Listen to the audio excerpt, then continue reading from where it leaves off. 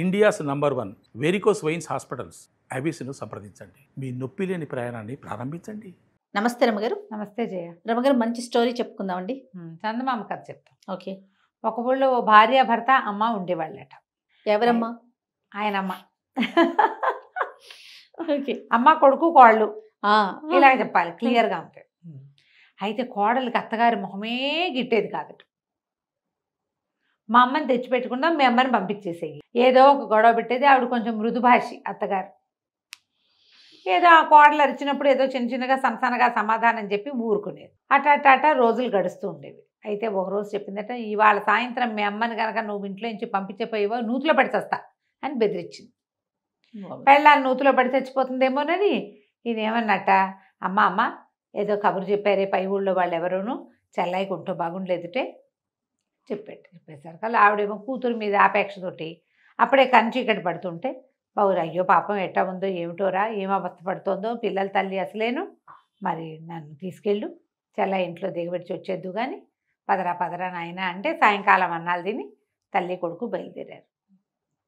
బాగా కొంచెం చీకటి పడేసరికి వీళ్ళు అడవిలోకి వెళ్ళిపోయారు. ఆ కాలంలో ఎలా ఉండేదంటే గ్రామాల మధ్యలో చిట్టడవులు కారడవులు ఉండేవి, చిన్న పొన్న అడవులు ఉండేవి. ఇక కొడుకు అన్నట్టు అబ్బా కాళ్ళు గుంచున్నాయమ్మా, నువ్వు కాలు సాగిస్తుంటూ ఒక 5 నిమిషాలు కూర్చుని వస్తానన్నాడు. ఈవిడ ముందుకు నడిచింది, చూస్తే కొడుకు రాల. మళ్ళీ వెనక్కి నడిచి వచ్చింది, అక్కడ లేడు. ఏ చెట్టు దగ్గర నుంచుని కూర్చుంటానని చెప్పాడు, లేడు. ఆవిడకి ఏం చేయాలో అర్థం కాల. చీకటి, మనిషి తోడు లేకుండా లాంతర్ లేకుండా ఎట్టా వెళ్తుంది. వికమొహం వేసుకుని కూర్చుంది. ఆ లాంతర్ పక్కన పెట్టుకుని ఒక చిన్న లాంతర్, ఒక దీపం ఉంది, కొడుకు చేతిలో ఒక లాంతర్ ఉంది. ఆ లాంతర్ పుచ్చుకుని ఆయన వెళ్ళిపోయాడు వెనక్కి. అడవిలో వదిలిపెట్టి వెళ్ళిపోయాడు అమ్మని. దౌర్భాగ్యుడు. కనీసం పోనీ చెల్లెలింటైనా వదలొచ్చు కదా. వదలచ్చు కదా. అసలు చెల్లెలు స్టోరీ మార్చేయండి, లైన్ మార్చేసేయండి. ఓకే. అక్కడి నుంచి ఏమైంది, ఈవిడ బిక్కమొహం వేసుకుని కూర్చుంది, చెట్టు కింద కూర్చుంది, కళ్ళ నీళ్ళు వస్తున్నాయి. ఏం చేయాలి, దుఃఖంగా ఉంది. ఇంతలో ఒక కాలంలో ఒక మనిషి వచ్చాడు అక్కడికి. వచ్చి చిన్న పిల్లాడు, సుమారైన వయసు వాడు. అమ్మ మనిషి అందామా అమ్మాయి అందామా, సరే ఒక అమ్మాయి అనుకుందాం, అబ్బాయి అనొద్దు. అమ్మ నేను వేసవకాలాన్ని నేను మంచిదన్నా కాదా అని అడిగేసరికాలు, అయ్యో నువ్వు మంచిదానివి కాకపోవటం ఏమిటమ్మా, వేసవకాలం అయితే చక్కగా మామిడి పళ్ళు వస్తాయి, పనస పళ్ళు వస్తాయి, విసుంకర పెట్టి విసురుకోవచ్చు, హాయిగా సాయంకాలాలు ఎంత బాగుంటాయో, పగళ్ళు పెద్దవి, ఎన్ని పనులైనా చేసుకోవచ్చు, వడియాలు ఎట్టుకోవచ్చు, ఆవకాయలు ఎట్టుకోవచ్చు, వేసవకాలం ఎంతో మంచిదమ్మా. మృదుభాష కదా. వేసవకాలం సంతోషించి వెళ్ళిపోయింది. అక్కడి నుంచి కాసేపటికి ఓ వర్షాకాలం అంటూ ఇంకో పిల్ల వచ్చింది. అమ్మ నేను వర్షాకాలాన్ని నేను మంచిదాన్నా కాదో చెప్పు నువ్వు అనేసరికల్, అయ్యో కాకేమమ్మా నువ్వు ఎంత మంచిదానివి, నువ్వు వస్తేనే కదా మాకు నీళ్ళు వచ్చేది, నీళ్ళే కదా మా బతుకు ఆధారం కదా. చక్కగా చెట్లన్నీ చిగురిస్తాయి, బోల్డ్ రకాల పళ్ళు కాస్తాయి, ఎన్ని పళ్ళు వస్తాయో, బోల్డ్ రకాల పళ్ళు పువ్వులు వర్షాకాలం. తర్వాత నువ్వు ఉంటేనే పంటలు పండుతాయి, నువ్వు ఉంటేనే ప్రతి గింజాను బంగారు తల్లివమ్మ, నువ్వు ఎంతో మంచిదానివని. వర్షాకాలం వెళ్ళిపోయింది. కాసేపటికి ఇంకో పిల్ల వచ్చింది, శీతాకాలం. నేను శీతాకాలాన్ని నేను మంచిదానినా అని అడిగింది.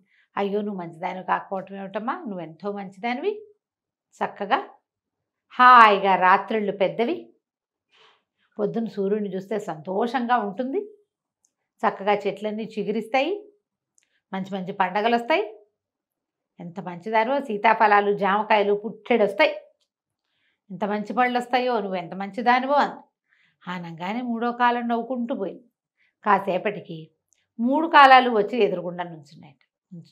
నువ్వెంత మంచిదానివి, ఏ కాలానికి ఆ కాలం మంచిదానని చెప్పావు కదా, సరే నువ్వు నవ్వితే నవరత్నాలు రాలుతాయి, మాట్లాడితే మాణిక్యాలు రాలుతాయి, ఇంటికి వెళ్ళిపో అని చెప్పేసి ముగ్గురు ఏం చేశారట, ఈవినట చేతులు పుచ్చుకు తీసుకెళ్ళి వాకిట్ గుమ్మం దగ్గర వదిలిపెట్టారు. ఈవిడేం చేస్తుంది, వాకిట్లో పడుకుంది.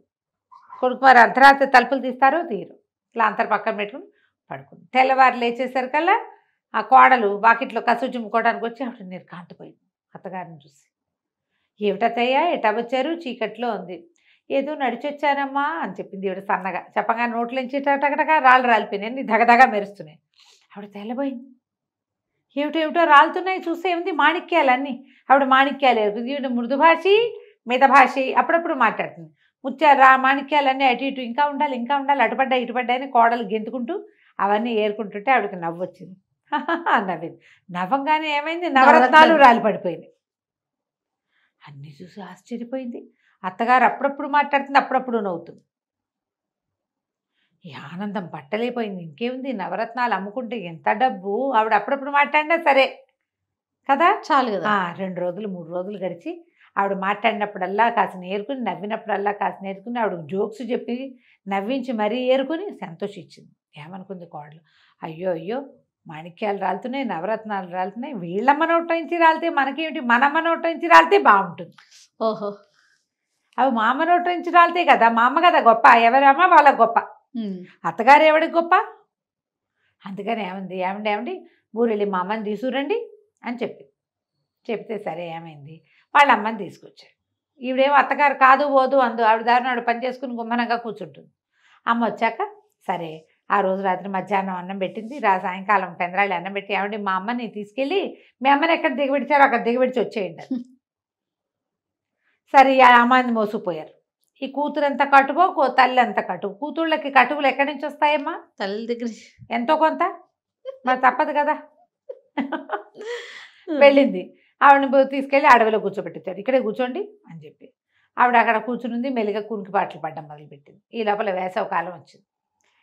ఏమండి ఏమమ్మా నాకేసి చూడు, నేను వేసవ కాలాన్ని నేను మంచిదానేనా అంటే, నువ్వేం మంచి గడదు గుడ్డు, ఓహి ఎండ, ఈ చెవి గాడిపా చెవి కొడుతుంది, దిక్కుమాలని ఎండాకాలం ఎప్పుడు పోతుందిరా దేవుడా అనిపిస్తుంది, ఒళ్ళంతా చెమట, ఒకటే గాడుపులు, పడగొట్టు చచ్చిపోతారు తెలుసా మనుషులని అనగానే వేసవకాలానికి ఒళ్ళు మండిపోయింది.